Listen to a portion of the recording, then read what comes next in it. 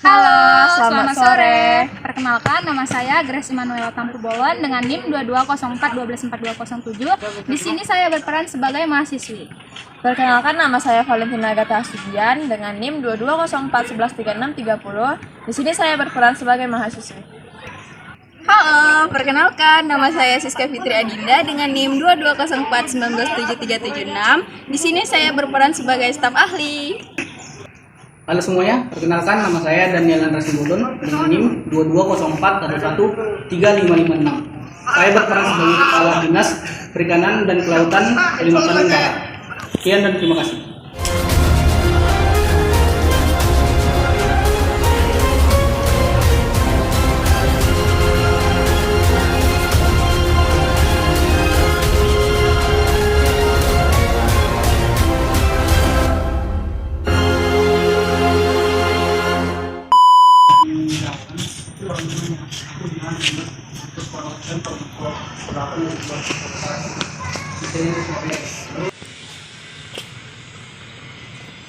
Bu, iya, selamat datang. Ada yang bisa saya bantu?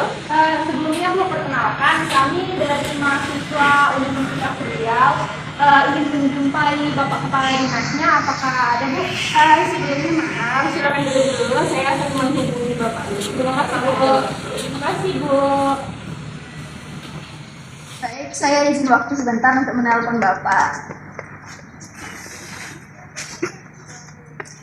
Halo, di sini bersama saya ada mahasiswi dari Universitas Riau dengan jurusan pemanfaatan sumber daya perairan ingin melakukan wawancara kepada Bapak.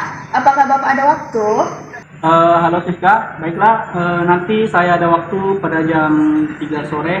Jadi silakan beritahu kepada mahasiswa tersebut untuk menjumpai saya di kantor nanti pada jam 3 sore. Terima kasih. Baik Pak, akan saya sampaikan kepada mereka. Terima kasih Pak.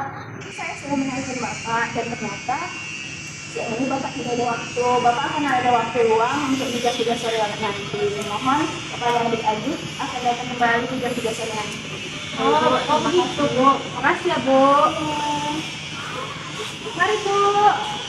Ih, lama kali kan, Len. Masa kita harus tunggu sampai jam 3? Ya, ada berapa jam lagi nih? Itu 3 jam lah lagi. makanya. Tuh jadi, kau nanya nomor berapa dulu nanti? Nanti aku nanya poin 135 aja. Ya sih, yaudah. Nanti sisanya aku aja yang nanya ya sama Bapak tuh. Yaudah kita tunggu aja di sini lah. Oke. Permisi Bu. Ya, mau bertanya apakah Bapaknya udah bisa saya jumpai? Kami jumpai, Bu?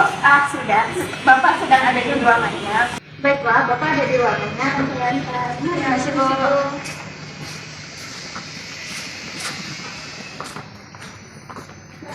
Terima kasih Bu. Permisi Pak, ini adalah mahasiswi yang saya kabari tadi siang akan mewawancarai Bapak. Waktu Bapak ada 30 menit untuk agenda ke depannya. Terima kasih Pak, akan saya tinggal terlebih dahulu. Baik, terima kasih Siska. Sebelumnya saya minta maaf kepada adik-adik karena saya agak sedikit, jadi mohon maaf kalau saya menjadi laptop untuk pada saat adik-adik mengantar saya. Ya Pak. Selamat sore Pak. Sebelumnya maaf mengganggu waktu kerja Bapak. Di sini kami dari Universitas Riau. Perkenalkan Pak, sebelumnya nama saya Grace Immanuela Tampubolon dengan teman saya Valentina Agatha Asudian. Baiklah Pak, ada beberapa hal yang ingin kami tanyakan mengenai sistem informasi manajemen perikanan tangkap dengan Bapak. Apakah Dinas Perikanan dan Kelautan Provinsi Kalimantan Barat yang Bapak jalankan ini menggunakan sistem informasi?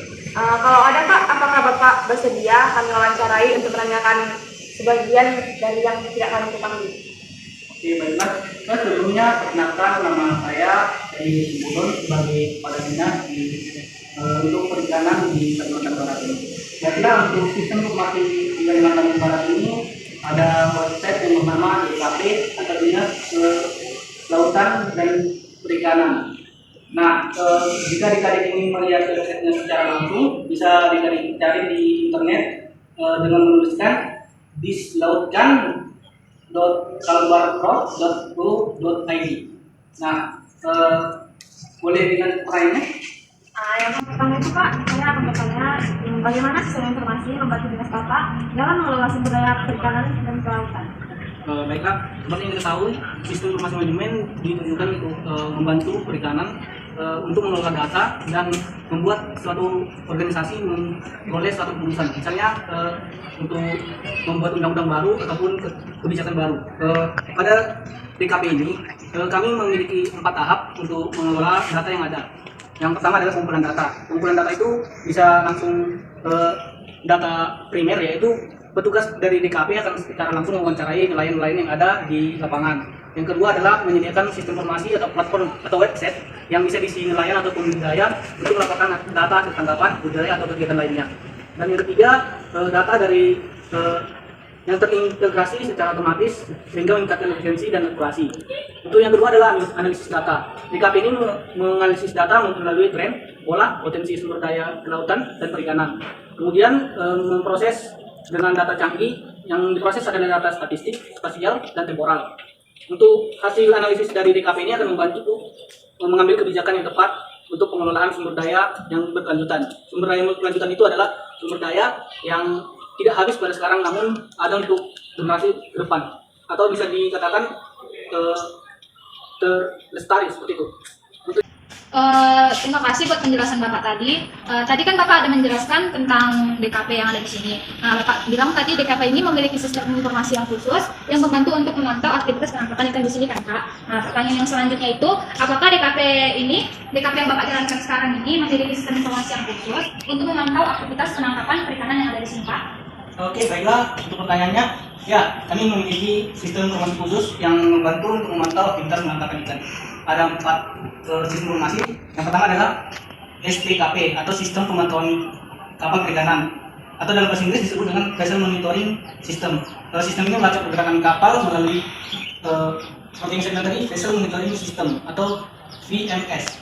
Dan yang kedua ada SIMSTAT atau Sistem Informasi Statistik Perikanan Tangkap. Sistem ini membantu meningkatkan data statistik tangkapan ikan dari berbagai sumber, misalnya TNI, Pelabuhan Perikanan, dan tugas lapangan. Untuk yang ketiga ada SIG atau Sistem Informasi Geografis. Sistem ini membantu untuk memetakan data spasial terkait kelautan dan perikanan, misalnya wilayah tangkap atau WTP, lokasi terumbu karang, dan kawasan konservasi. Terima kasih Pak sebelumnya atas jawaban yang telah Bapak jawab tadi. Saya memiliki pertanyaan tentang bagaimana Dinas Kelautan dan Perikanan Provinsi Kalimantan Barat yang Bapak jalankan saat ini dapat berkolaborasi dengan komunitas nelayan dalam pengelolaan sumber daya laut. Oke, terima kasih atas pertanyaannya. Tentu untuk menjalankan DKP ini kita perlu menjalin sebuah kolaborasi dengan komunitas nelayan. Ada beberapa tahap, diantaranya adalah pembinaan dan penyuluhan. Jadi kita akan membina dan menyuluhkan apa itu DKP kepada nelayan, sehingga mereka dapat mengetahui apa itu DKP dan cara pengumpulan datanya. Seperti yang saya sampaikan tadi, untuk mengumpulkan data dari DKP ini dilakukan juga wawancara langsung kepada nelayan. Dan yang kedua adalah pembentukan kelompok nelayan. Untuk pembentukan kelompok nelayan ini untuk meningkatkan kerjasama dan integritas antar nelayan. Dan yang ketiga adalah pelibatan nelayan dalam pengambilan keputusan. Misalnya seperti ini, dalam membuat keputusan, pihak DKP dan nelayan berdiskusi, musyawarah, ataupun mengadakan forum, sehingga nelayan dapat memberikan masukan kepada DKP, dan DKP dapat menyelesaikan kebijakan dan program DKP ini kepada nelayan.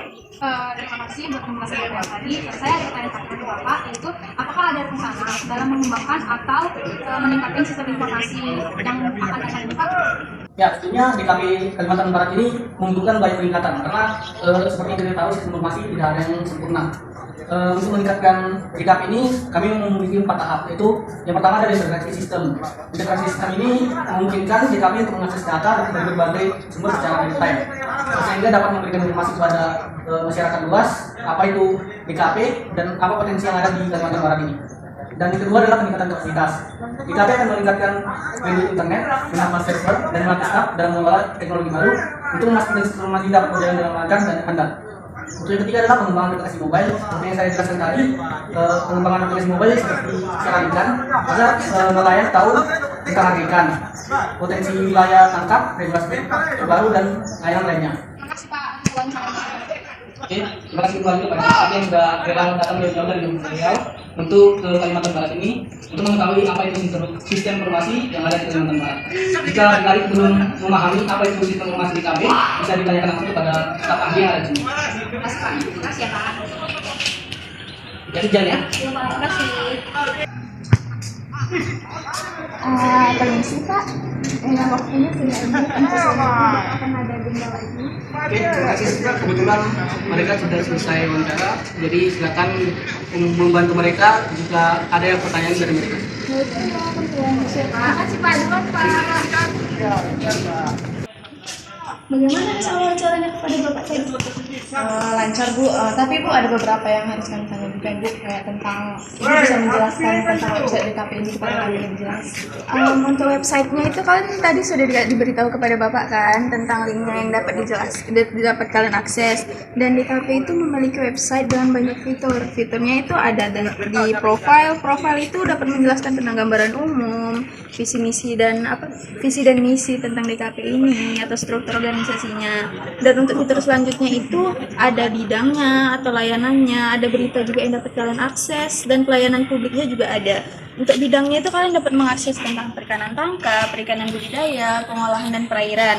Dan untuk layanannya itu kami dapat layanan tentang rekomendasi BBM. Dan untuk beritanya yang dapat kalian akses itu ada banyak sekali. Dan kalian dapat mengaksesnya itu di link yang diberitahu kepada Bapak tadi. Oh iya Bu, terima kasih ya Bu buat penjelasannya. Kami dapat mengerti. Jika ada yang ditanyakan lagi hubungi saya aja. Saya staf ahli di sini. Ya, terima kasih Bu filmnya. Duluan Ibu. Terima kasih atas kunjungannya. Duluan ya Bu. Terima kasih telah menyaksikan video kami. Sampai jumpa di lain waktu.